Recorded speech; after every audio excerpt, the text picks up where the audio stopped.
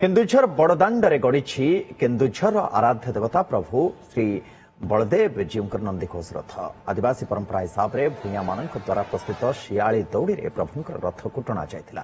सर्वत्र मां सुभद्रा रंग हलदिया होता बेले एठारे तंत्र प्रभाव में मां सुभद्रा होती कुंकुम बन्ना। प्रतिकूल पाग सत्वे लक्षाधिक भक्त एथिरे सामिल होते। नवदिनात्मक यात्रा कर्मवेदी बाहरी जन्मवेदी पहुंची चतुर्थामूर्ति।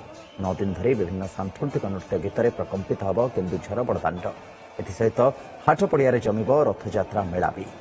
शोभचक विशिष्ट प्रभुंकर नंदीघोष रथर उच्चता 72 फुट होता बेले यार चौड़ा हो 46 फुट। यह विश्वर सर्वोच्च एकक काष्ठ निर्मित रथ भाव में मान्यता पाई। जमती समस्ते जानी आमार केन्दुझर जो यूनिकनेस थाए आमार तीन ठाकुर गोटे रथ रे एका संगे विजय करिथांती एवं आमार जो ये स्थानीय जनजाति द्वारा संग्रहित शियाली लतार व्यवहार करा जाए रथ टाणा सेमती आमे से परंपरा से ट्रेडिशन को आमे आज भी एमती फॉलो करूछु।